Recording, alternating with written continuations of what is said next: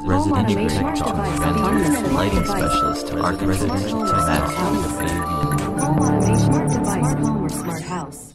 Welcome to Residential Tech Talks. I'm Jeremy Glowacki, Executive Editor of Residential Tech Today. On this week's podcast, John Palser joins us from Omaha, Nebraska, where he is president of Denizen, a custom integration company with locations in Omaha, Kansas City, Dallas, and Austin. From a complete home that you can walk through in their HQ Experience Center in Omaha to regional domination across 14 states, north to south in the middle of the country, Denizen is redefining what transformative technology can do in a home. During the recent HTSA Fall Conference outside of Denver, John and I started talking, and I wouldn't let him go because when I am at an event like that, my strategy as an introvert is to find someone I like and talk to them until they seem to get bored. John seemed very patient with me, so I kept talking and asked him a million questions about his company. Let's call that the pre-interview for this podcast, minus maybe a few client details that I really wish I could share here, but for privacy reasons, we won't. Anyway, today we'll learn about John's unusual path into custom integration, his early focus on lighting and lighting control, current keys to business success, acquisition strategies, rebranding decisions, and how being a member of the Guild and HTSA has helped his company. John Palser, welcome to the podcast. Thanks for joining us today. Yeah, thanks for having me. So you're in Omaha today and it's mid-November. How are things there? How's the weather? It's beautiful here now. It's finally fall. It seemed like it took a while to get here, but we finally got the fall weather, but nice and clear and sunny. So can't ask for anything better. Well, good for you. Hopefully that's headed my way in central Indiana. We've got a kind of a gray, chilly day here today, and I don't like those kind of fall days. I prefer when it's nice and sunny. So keep that mood up as long as possible before the dark winter starts, you know? Right. So I wanted to tell your story a little bit. Usually we kind of bounce around on biographical stuff and current, things that are going on. But I really wanted to really start from the beginning and how you got into this industry. But as you and I talked about at HTSA Fall, your kind of interest in the industry came maybe a little later than some folks who have tech interests or music interests early in life that kind of led them to it. So tell us what you earned your degree in at TCU before you got into tech. Yeah, like you say, a little bit different way. I think a lot of people fall into this industry, but I fell from a little different angle than most, I guess. But yeah, I went to school for biology at TCU and really thought that I was going to follow that up with a master's in marine biology and spend my time on the water. And here I am in Omaha, Nebraska, as far away from the water as you can get, and working in the tech industry. So, well, before we keep going with that path, so what was it about marine biology that caught your attention, especially being kind of a landlocked world that you lived in? Yeah, I've always just been fascinated by the coral reef and the colorful fish. I had aquariums as I grew up, and just was always fascinated by that. And it just didn't kind of materialize as a career path right out of the gate, or was it because you got? I know you had a high school job that kind of is what brought you to this industry, and still a unique way. It wasn't a traditional path. It wasn't like you're working in a hi-fi store or something like that. You were working in an electrical supply company, right? A distributor. Yeah, a distributor and lighting showroom. So I did that. I did that during high school before I left to go to TCU. But really, that wouldn't have necessarily led anywhere, except that I had. My father got sick while I was in Texas, and decided that I needed to be closer to the family. Okay. And things just kind of fell into place from there. When I moved back, the company that you mentioned that I had worked for wanted me to help them start a lighting design division of their company. So things kind of go full circle from that standpoint too. Now the integration industry is kind of leading the way on lighting design, but back then it was a bit of a strange path. Yeah, I mean, we're talking around 2000, right? So that was definitely very early on. Yeah. And what did you like initially? Was it a good fit for you right out of the gate? I know you were doing a lot with the lighting side of their business, but what did you like about in those early days that really kind of connected with you? I mean, the lighting was interesting to me, just the way that lighting can transform a space. But I really fell in love with lighting control. So early on, I got some exposure to the Lutron graphic eye back then, and into the homework systems, and began specifying those systems and working with local electrical contractors. We would sell the systems and they would subcontract back to me to do the programming. And that's kind of how I got started in the lighting control systems. When would you say would have been your first time going to CEDIA Expo? Do you remember? First time to CEDIA probably would have been 04, 05, somewhere in there. Yeah, I'm trying to remember. Lutron tells a story, the folks that you talked to there, about how they showed up at CEDIA, and people came up to their booth and said, "Are you at the wrong show?" That kind of thing. And so I would imagine that even at the time when you go there for the first time, it's probably still pretty early in the time that they were there as well. And you knew, you felt right at home there, right. Coming from that side. Plus then are you already doing, obviously you're going to CEDIA, so you're already doing more integration at that point, right? Yeah, that evolved pretty quickly. I kind of fell in love with the lighting control. I saw, there were, it was relatively early for some of the other integrators that were in town. A lot of them were doing other things, but doing overall control systems. I saw some of the pitfalls, especially early on at that time, with that being separated, the lighting control and the automation system, whether it was Crestron or AMX back then. Right.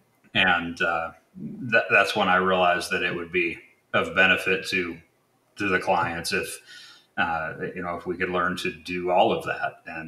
And so that kind of evolved pretty quickly after diving deep into Homeworks. And so you went from having been an employee of Echo Electrical Supply, which is now called Echo Group, to spinning off your own operation then, Echo Systems, right? Around 2003. So how does that work? Yeah, so we actually were underneath the parent company for up until actually this last year. Okay. So I was extremely fortunate to have Echo Group that believed in my vision and what I wanted to do, which the vision has obviously evolved tremendously since those early days, but wanting to do all of the control and get into everything that we do now as an integrator. They gave me the funding that I needed and the rope as long as it could be. And, luckily I didn't hang myself with it. But I saw that one coming there. Yeah, exactly. Extremely lucky to have that backing. The parent company, we spun out here of the parent company the beginning of our fiscal year, so April 1 this year. So it's very new. But the reality is the owners of the parent company are still financially involved. So I still have well capitalized investors that believe in what Denizen is doing and that are helping us out, which is important as we continue to look to grow in the future. But the parent company actually subsequently sold as well.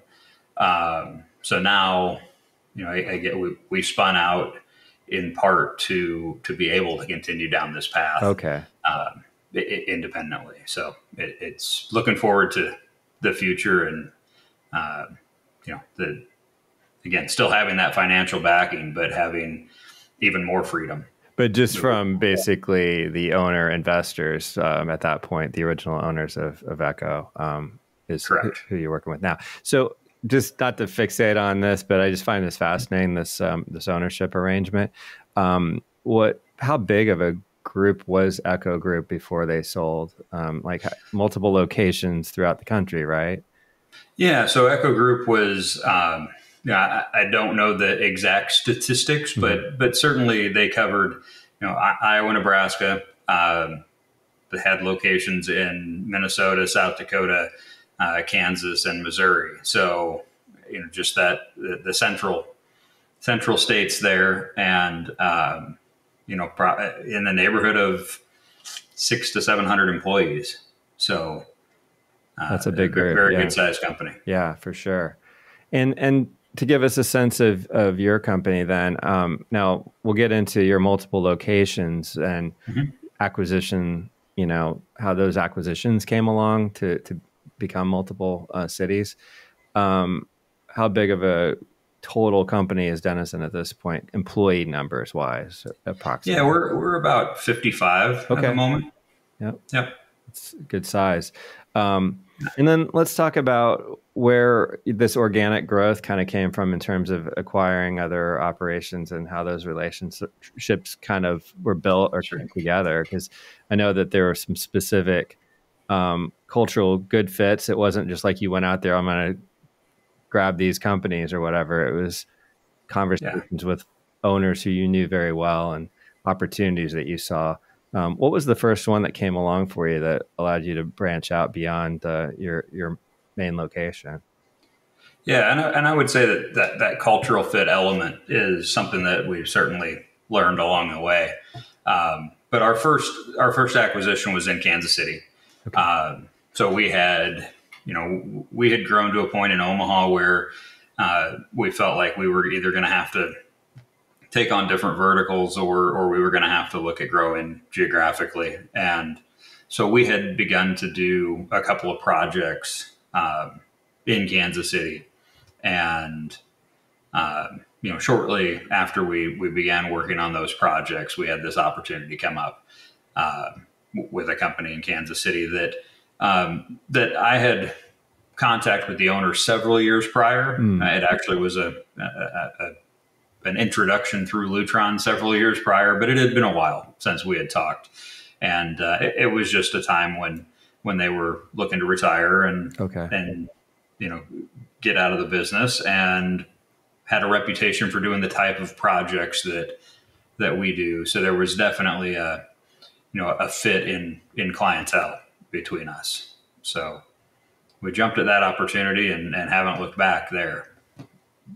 Yeah, so you were seeing that just there's a limit on the size of the market for Omaha, and Kansas City was the next big city that kind of was a good fit for you. Is that kind of how that works? Yeah. How far away are those two cities? I'm sorry, I don't know that offhand, but I don't drive that distance between them. It's about 3 hours from office to office. So that's not super close. Like that's a pretty good distance away. Yeah. So it benefits you if you're doing projects there to have presence there in the city for sure.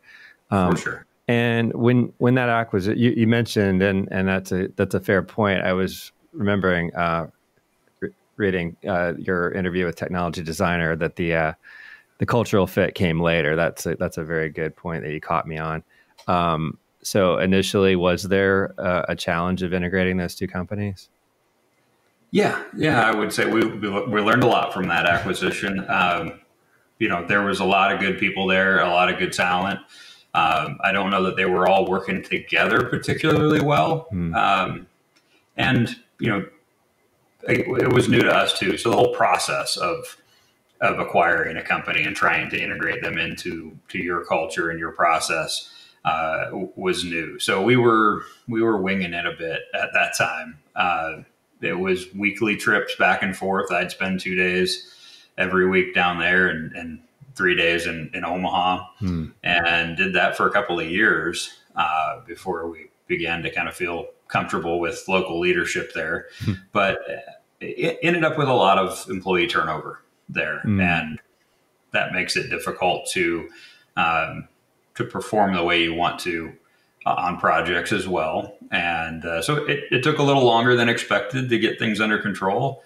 But we're there now. We've got a fantastic team, and learned a lot of valuable lessons from it, and obviously didn't scare us away from doing it again. Yeah, for sure. And you end up with a location in Dallas then next. Is that correct? That's correct. Okay. Yeah. And that one, did that one come sort of a little more like fall into your lap sort of situation where someone reached out to you?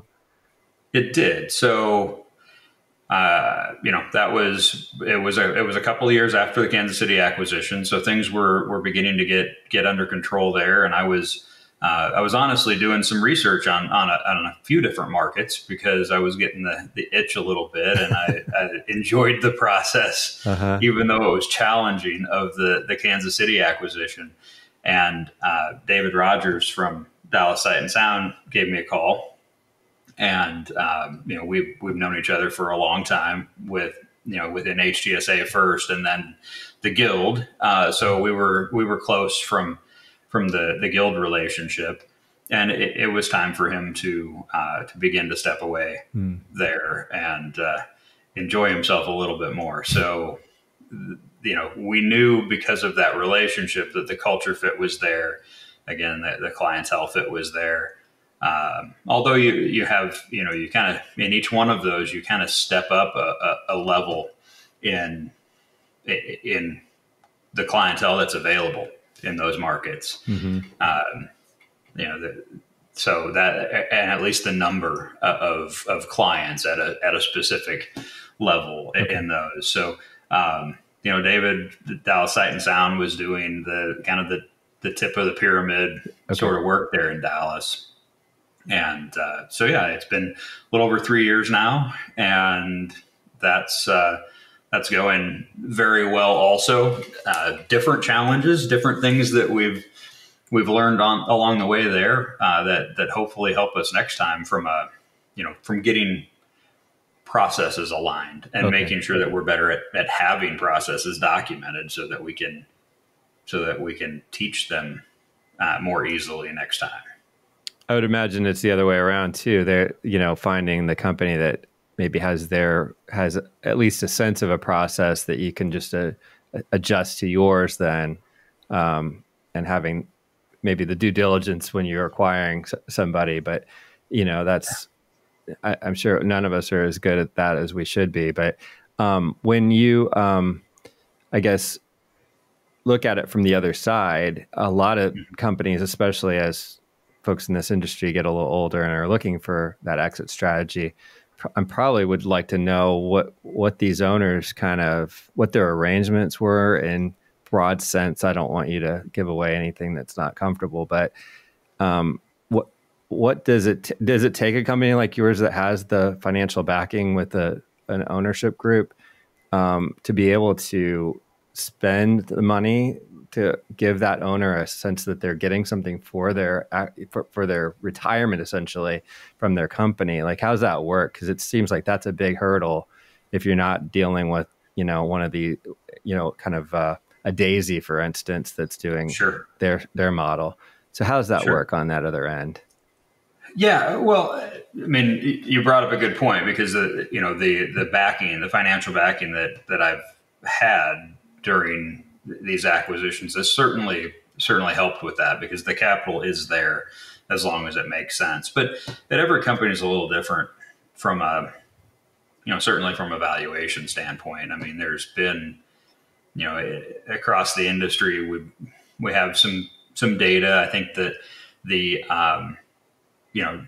we're just beginning to mature as an industry, and we're starting to see more acquisitions and more consolidation. So there's beginning to be some data there, from an EBITDA multiple sort of standpoint. And that all kind of depends on the track record and how consistent it is. And,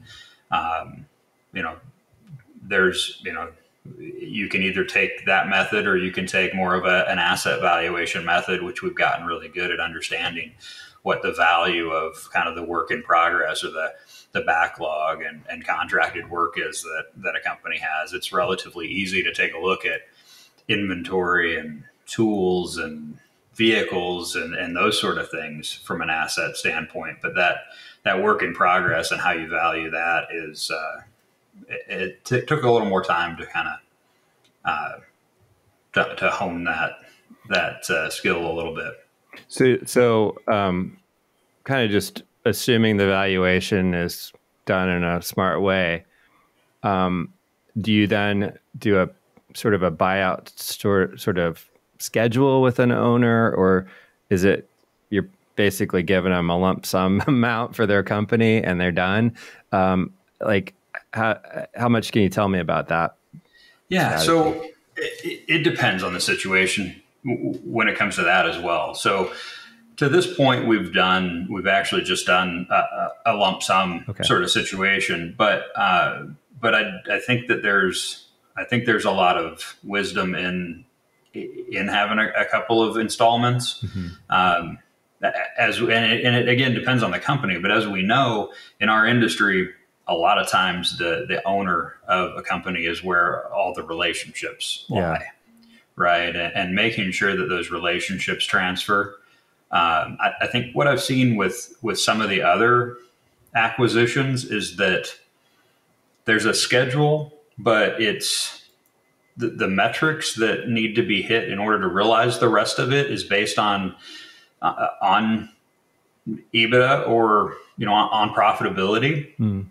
And when you're asking somebody to change everything that they're doing and move into a new process and a new software and all of those things, you're introducing inefficiency into the equation. And to judge based on profitability when you're introducing inefficiency is, in my mind, not the right way to go about it. So, we've looked at for the future doing, some installments, but what we would look at from that standpoint is actually just signed business, because that's what's important, is making sure that those relationships stay intact and the business continues to come in.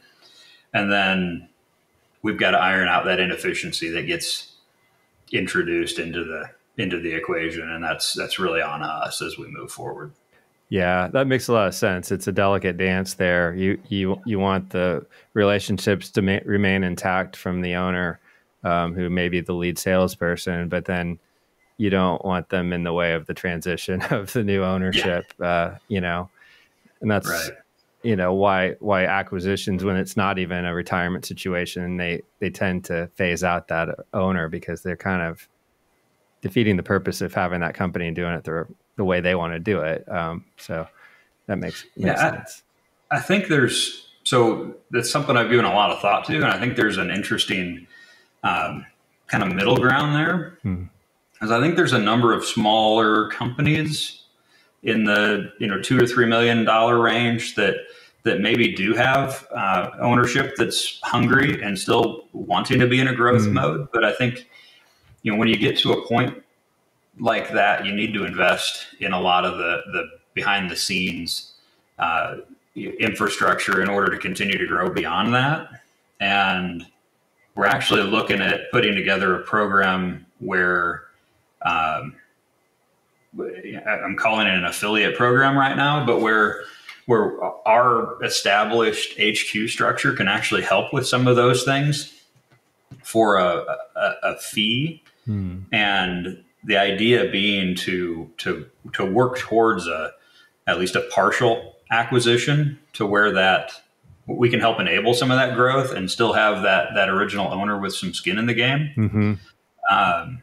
So it's something that we're getting kind of close on that, but it's something that I've been working on, because you can avoid some of that turmoil after the acquisition if you align things over time up front. And I just think there's a number of those kind of companies out there that have aspirations but don't know how to take that next step.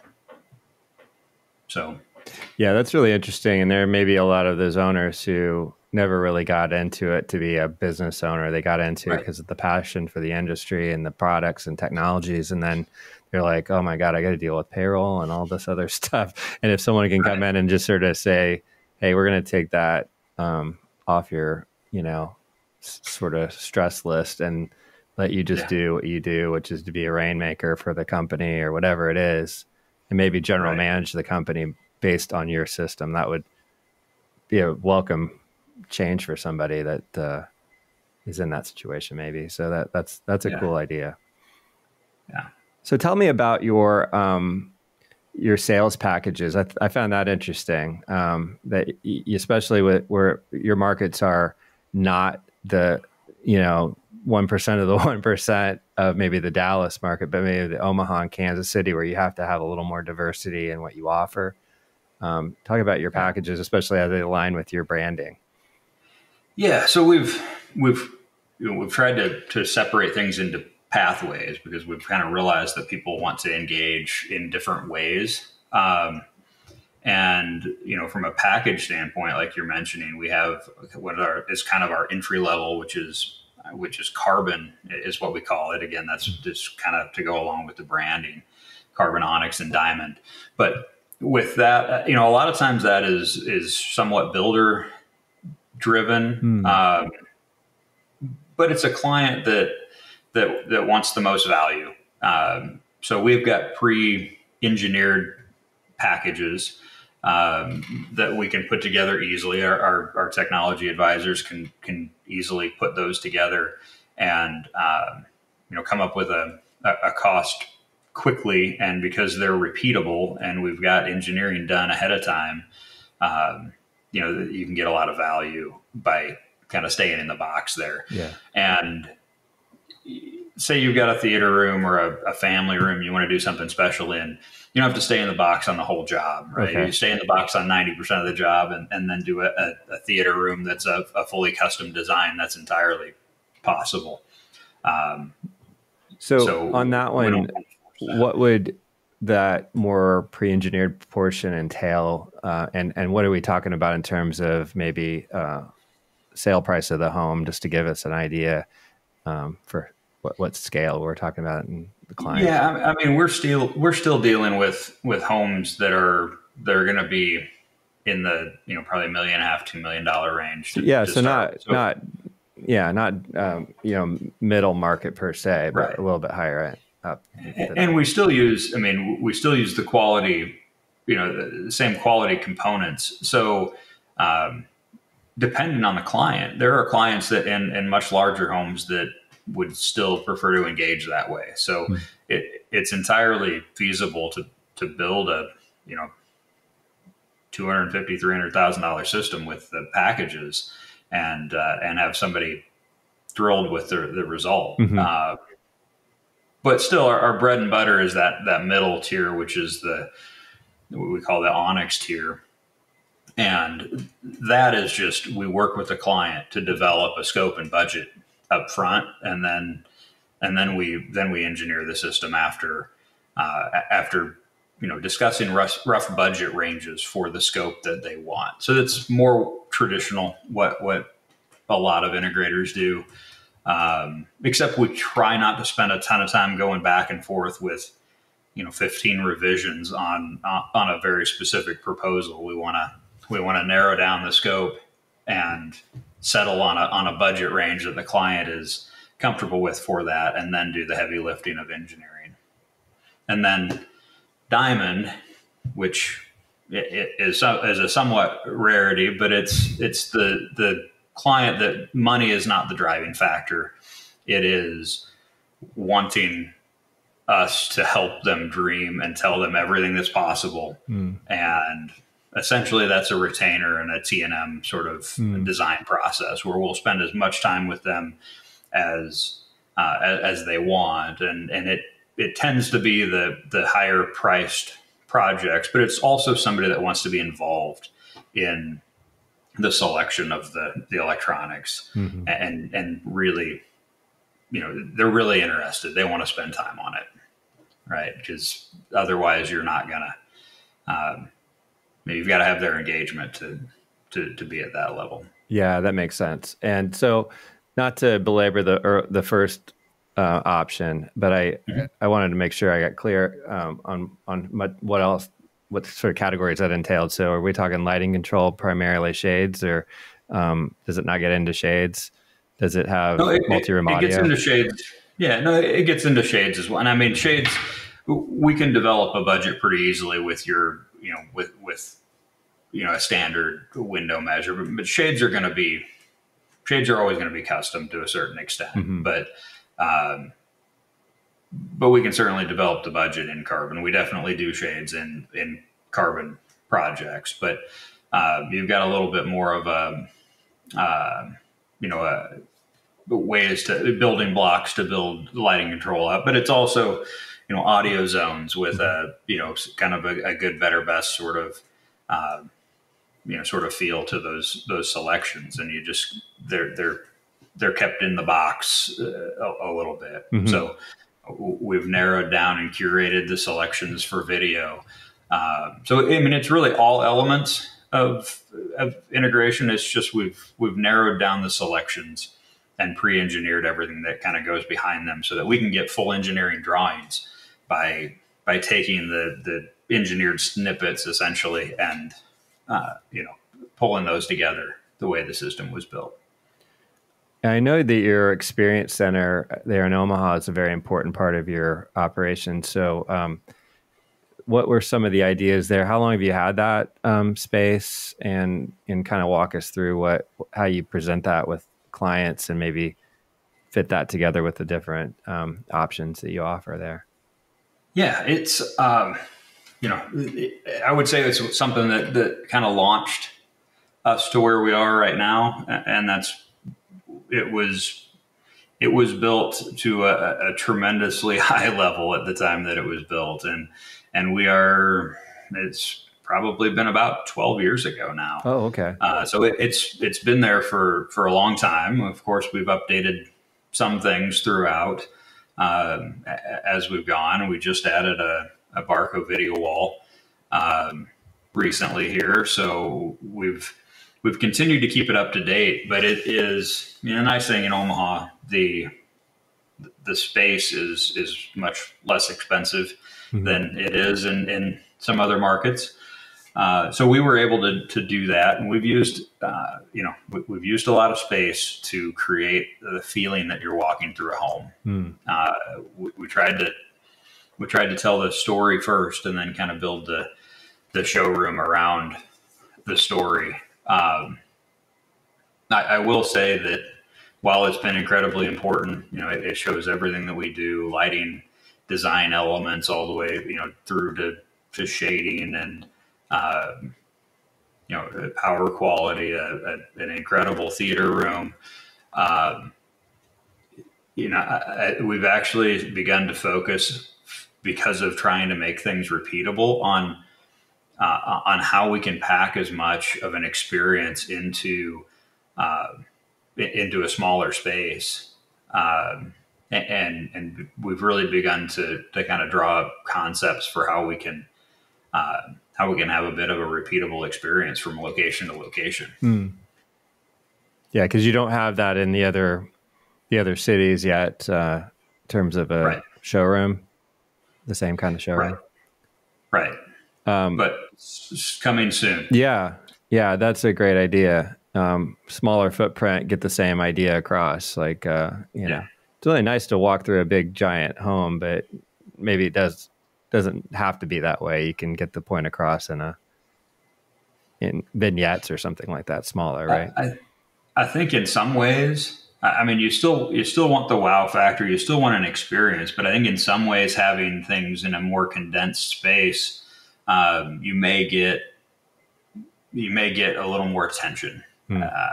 It takes time to do the tour through the large space that we have. And while we try to make it so that there's kind of a new exciting thing around every corner, there's probably a little bit of a lull in the middle until you get to the finale in the theater room, and then everybody is excited again. But it's tough to hold people's attention for very long nowadays.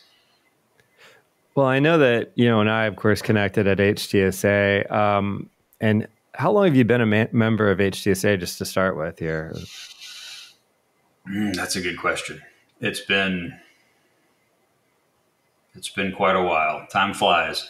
I imagine it's been in that 12 or so year range. It's been quite a while. And what has been kind of the benefit to you as a member of a, and I'm going to call it a buying group because that's just traditionally what we've called them. Sure. I know they've changed, monikers around, but what has that done for you to start with? And then we'll also talk about the guild and how that's a little different. But what's HTSA done for you as far as as a business owner, working with your peers, and being able to do educational and things and meeting with manufacturers?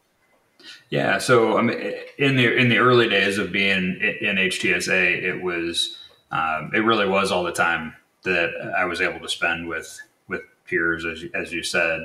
The programs are nice, but it really was about the time you got to spend with other people that were going through the same challenges that you're going through, right? And, Mm-hmm. and understanding getting good ideas on how to overcome some of those challenges.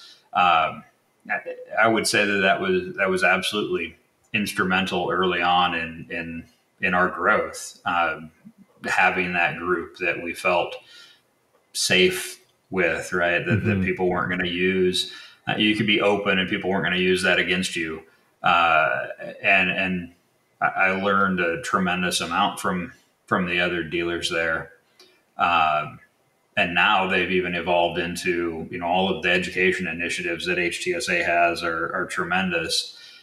At the time when we joined, it was really mostly about me and what I got out of the time at the HTSA conferences. And now with other trainings throughout the year and the Light-A-Palooza and things like that, there are things for a lot of my employees to benefit from that didn't always exist before. So, and then they get the same things out of it that I did too, and making those connections and relationships with other people that are doing the same thing as them, and hopefully have some people to bounce things off of.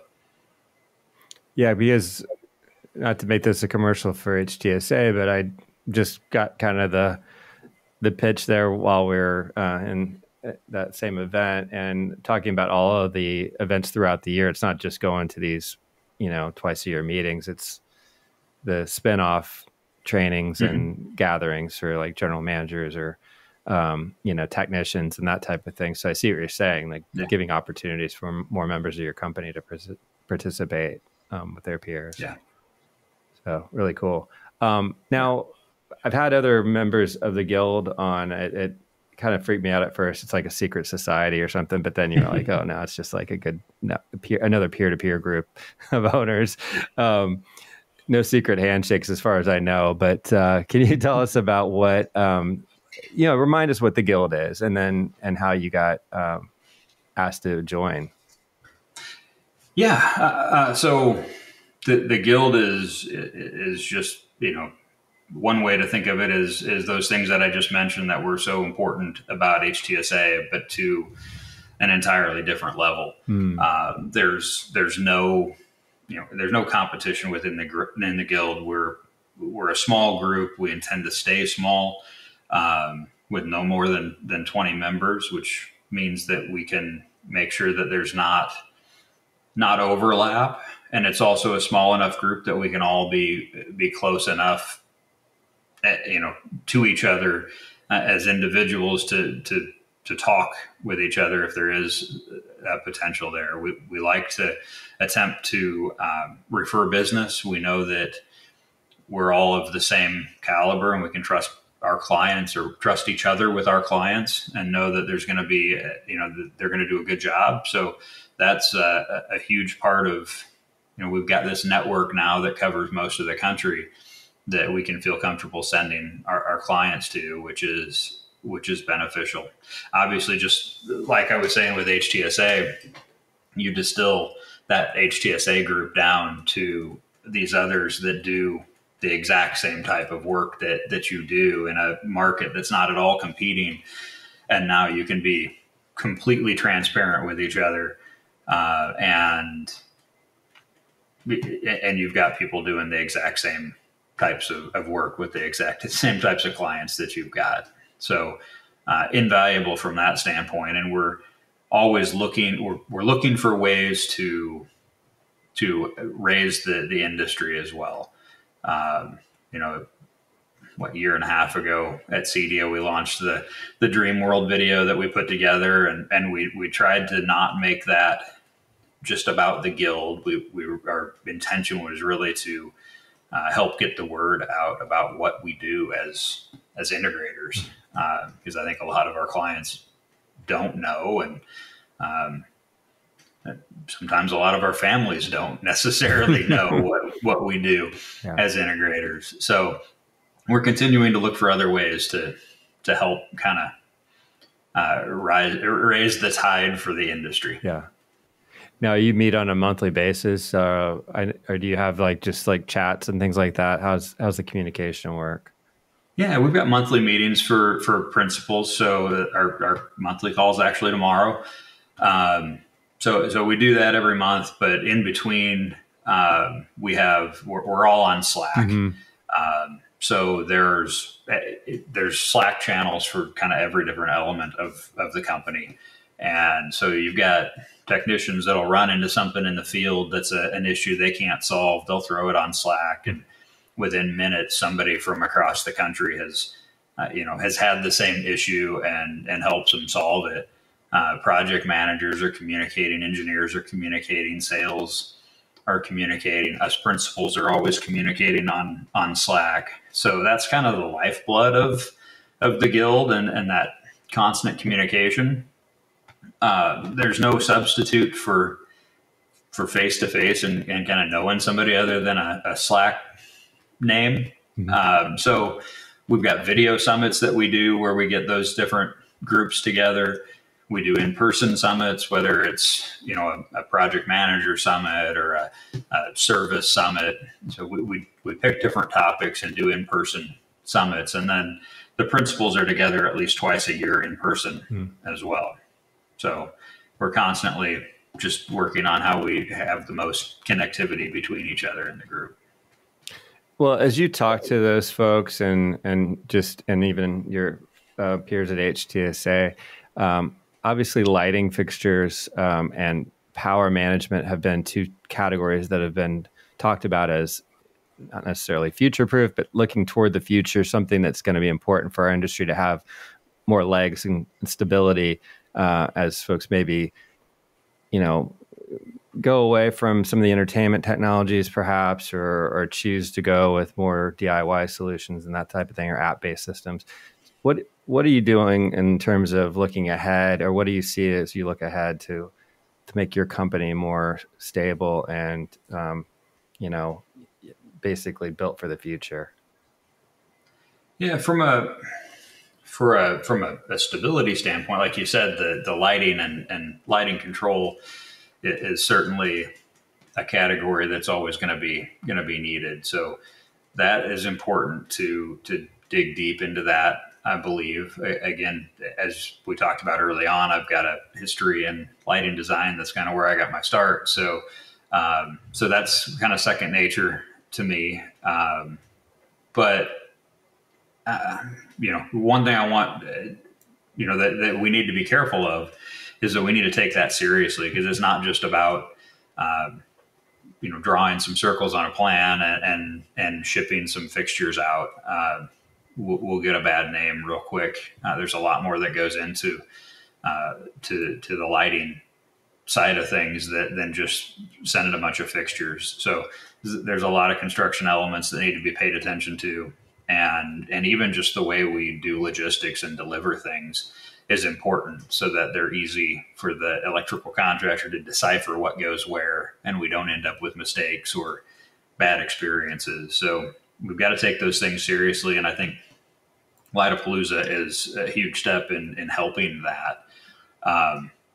But likewise, the other electrical aspect that you kind of mentioned is the power quality and power storage. I think is something that we need to dive into deeper, and it's a similar story. That it's technology, but it's also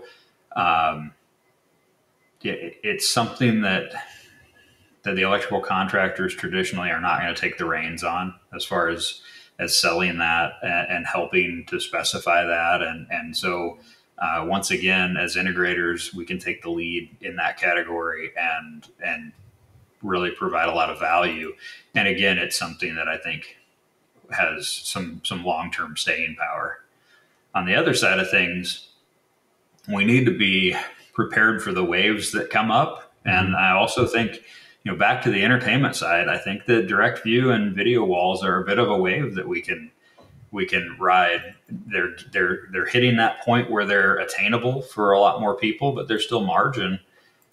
Again, it's something that we have to approach it the right way. And I think that we need to invest as integrators into being able to do more service and know more about those so that we don't get into trouble where we can't take care of a client because we're relying solely on a manufacturer to do that. Mm-hmm. And I think we need to make sure that we choose vendors that have staying power as well, because there's a bit of a danger there also. But I think there's a wave there with direct view to ride here, and it's an amazing product, and we can actually make some money with it at the moment. So those are the things that I'm looking at right now in the future. Yeah, those are all great categories, and I agree with you on the video walls. That's a really good opportunity there, and really early on still in the process of getting those in and wowing customers with them who haven't realized that's an option. So talking about a high ticket item, but that's nothing new for our industry. So certain clients will be fine with that. I think we've covered a lot of ground here, John. I really appreciate your time and sharing insights and some pretty private kind of information about your acquisitions and things like that. They're really intriguing. So thanks again for your time today. Great talking to you. Yeah, you too. Thanks, Jeremy. I look forward to catching up again sometime soon. Absolutely. I promise I won't corner you next time. We'll just have a nice breezy chat about life and not have to tell your whole company story yet again. So I'm sure we'll find other things to talk about. Absolutely. Thanks so much. John Palser is president of Denizen. You can learn more about his company at denizenhome.com. And that wraps up today's show, which was produced by Residential Tech Today, IPW, and Pretty Easy Podcasts. If you're new to Residential Tech Talks, please subscribe to the podcast wherever you watched or listened to this episode. Also, check out all the latest residential tech news at our magazine's website, restechtoday.com, where you can also subscribe to the print or digital magazine and to our Tuesday and Thursday email newsletters.